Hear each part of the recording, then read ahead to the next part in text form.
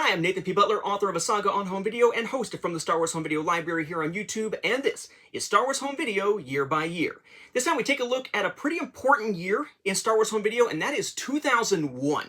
For context here, this was the year in the publishing line where the new Jedi Order hit the book Star by Star, which included another major death for the Legends continuity. Speaking of continuities, this was also the year of the launch of Infinity's A New Hope. Sort of a what-if style series for Star Wars that looked at what if A New Hope had gone very differently. They did one for all three of the original trilogy films. They were all really, really fun, and does show that even in the days before the reboot, yes, Star Wars fans could handle multiple continuities at once.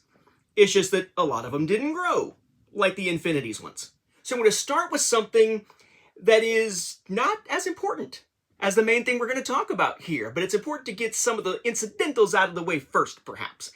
You may recall that back in 2000, the last year we looked at, we had a final VHS release of the original trilogy in its special edition form in the US and elsewhere, and you had these two boxed sets, right? You had the one with sort of these vertical windows in the packaging for full screen. You had one that had those horizontal windows here for widescreen. It was essentially just a reissue of the special editions. They got rid of the what makes a special edition special stuff off of them, but the A New Hope VHS included a little behind-the-scenes featurette about Attack of the Clones that was coming in a couple of years. That was 2000. In 2001, we got these. Just a reissue of what we got in 2000, but with a noteworthy twist to the story just a little bit. Using Return of the Jedi as our example here for a reason, we have the regular 2000 version, right, Star Wars, Return of the Jedi, I say regular meaning full screen, and the widescreen version is essentially the same with widescreen underneath. Properly labeled, good to go. Well, with these in 2001, we have a slight difference, and it seems like maybe it's just a cheaper route. I really don't know why they made the change that they made.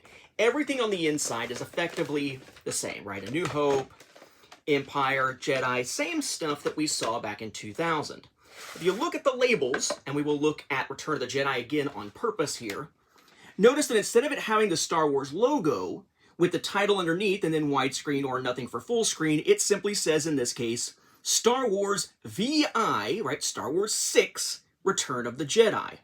So, on the one hand, kind of cool that just like the packaging, they're actually adding the episode number behind it to kind of match what we saw there with Phantom Menace. That's kind of neat and all, but certainly not as fancy and cool looking or specific to Star Wars like what we saw back in 2000, because now it's just text. There is no cool logo for Star Wars. But that is your full screen release. Let's look at the widescreen. The widescreen version, again, effectively identical to what we saw back in 2000, except for the fact that the labels are different. Let's look real quick at A New Hope, right? Star Wars 4, A New Hope, IV. Easy enough. Or at least you would think it would be easy enough to get it right. Here's Jedi. Star Wars, IV 4, Return of the Jedi. Yeah. First off, the widescreen doesn't say anything about widescreen, but yes, the widescreen version of Return of the Jedi, when reissued in 2001, has the wrong freaking episode number on it. We're going to make a point of switching it so it's text, and we're going to give it the Roman numeral episode numbers. We're just not going to make sure that it's the right freaking numbers on each cassette. Nice. But come on, Nate, we're not here for stupidity, except for yours, right? The big thing in 2001 is the obvious. This is the year that we finally see a Star Wars film release on DVD. 2000 had been kind of a disappointment in that we got the Phantom Menace on home video.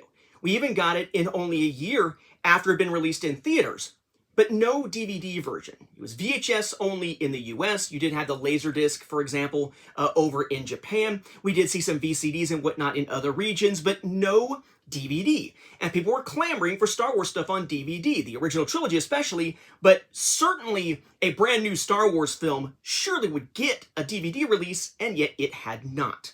That waited a year, and now in 2001, we get this.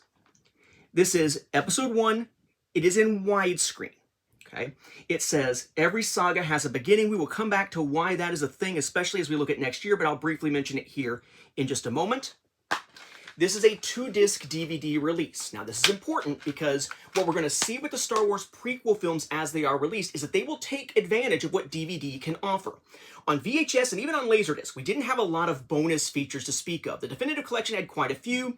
We had the little featurettes every great once in a while, but for the most part, previous formats were bereft of much in the way of special features. DVD will change all of that. You'll have one disc typically for the film, usually with commentary, as is the case here. And then you'll have a whole separate disc of tons of bonus features to go with it. Trailers, documentaries, little featurettes, just kind of a mixture of things. Some stuff carried over from the Star Wars website at the time. That really kind of starts as a trend here with Episode 1. But it's sort of bucking a trend in the United States. It's maybe a little ahead of its time, because all we got in the US for the Phantom Menace on DVD in 2001 was a widescreen copy. The best way to watch the film because you see the whole freaking picture. But the US was still a region kind of embroiled in this idea that everything needs two. Full screen that takes my entire screen, or widescreen that's weird, that covers the entire width but has those black bars on top and bottom.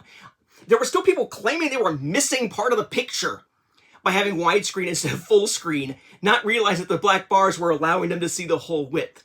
We were still kind of backward in that regard. But they tried to launch just a widescreen version on DVD. And you could find this in two ways at the time. There was this version, or if you went to a club store like Sam's Club, BJ's Wholesale Club, that sort of thing, you could potentially get this version here. This is anti-theft packaging to make it harder to steal.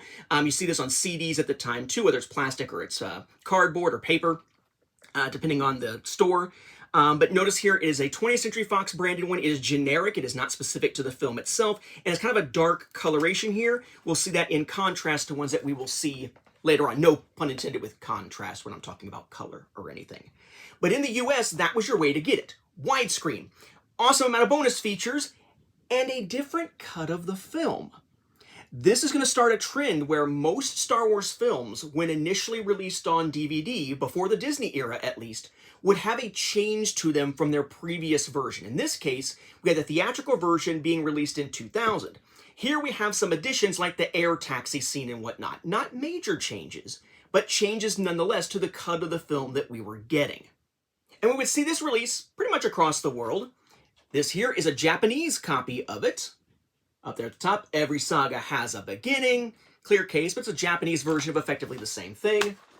The UK, getting essentially the same thing. Australia had a cool special exclusive version from Easy DVD, which was this one.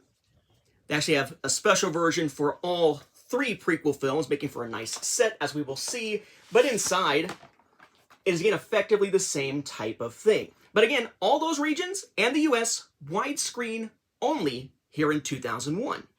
So the beginnings of Star Wars on DVD, the beginnings of tons of special features thanks to DVD, and the beginning of seeing some of these anti-theft packaging variants, along with the beginning, we could say, of that Easy DVD set here.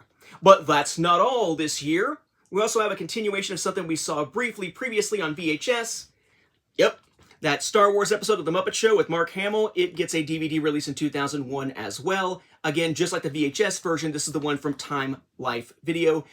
This is the Best of the Muppet Show 25th Anniversary Edition, again, Volume 2.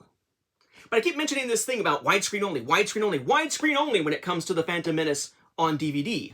And you may be sitting back thinking, but I could swear I've seen full-screen DVDs of the Phantom Menace. Yeah, like I said, this is probably ahead of its time to only be out in widescreen. That would be an oversight that is corrected the next year. But to see that, we'll need to see subsequent releases of The Phantom Menace and things like Attack of the Clones the very next year, as we take a look next time at 2002.